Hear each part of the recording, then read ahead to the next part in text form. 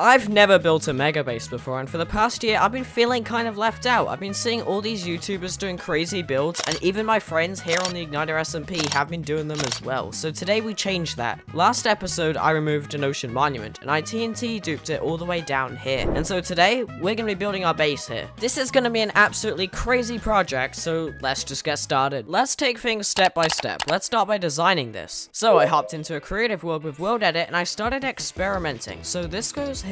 Okay, I like that. Okay, that looks good. Now that that was done, I needed to start resource gathering these blocks. So let's start with the quartz blocks. I need over 10,000 blocks of this. So I tried villager trading, but the amount of emeralds I would need would be absolutely insane. So you know what I did? No, I didn't build a raid farm. Instead, I gathered up thousands of magma blocks so that Dark John could build us both a crazy gold farm. And after a couple nights of AFKing, we had just enough quartz blocks for the first stage of this base. Next up, iron. I made a deal with VidMC for access to his iron farm, and I AFK'd there for multiple hours. But unfortunately, it was insanely slow considering I needed 7,500 iron blocks. Dark John, he came in clutch again, and he gave me access to his iron farm so that I could finish this build. Getting the 10,000 snow blocks was easy. It just took a lot of AFKing and a couple of broken shovels, but luckily, thanks to the experimental features, I didn't even need to craft the snowballs, and I just auto-crafted them into blocks. Now, luckily, we also have a gravity block duper, so I didn't even have to mine the 30,000 glass, and instead, I just AFK'd at the duper till we had all the glass we needed. Once I was done there, it was just down to collecting a few random materials, you know, like 2 shulkers of azalea leaves,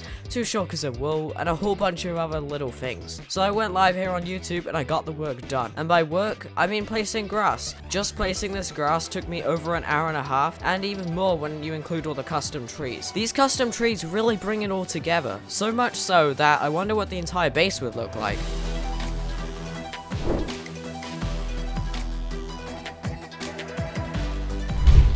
And after many hours, the main structure was done, and it looks great so far, but it's gonna look even better if we just place our 30,000 glass here.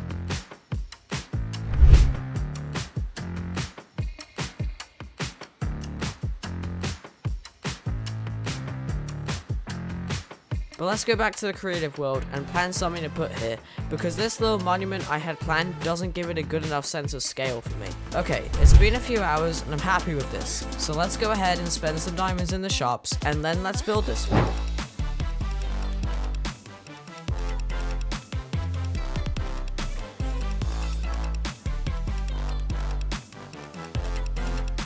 Guess what, everyone? The base is finally done.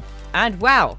Look at that. Do you see all these flowers down here? I feel like all these flowers just give this place such a nice little vibe. I had a couple of people build some cool little statues and some weird little things around here, and any igniter is free to build something like that around here, but I think all these flowers and the trees and the statues, especially if you turn on shaders, this whole place just looks absolutely amazing. So I'm really happy about that. Another thing that looks good with shaders, this little fog effect right here, I added some end rods in, which look like they're really glowing inside, which looks amazing. So I hope you all enjoyed this video, and if you did, then make sure to check out part 1 of this video. It'll be linked down in the description below. And, well, I've got some cool things I'm going to do with this base. We've got plenty of space to build. We've got this whole tower right here, and we've got all of this space down here. So if you did enjoy this, make sure to give it a like, and I'll see you all next time. Goodbye.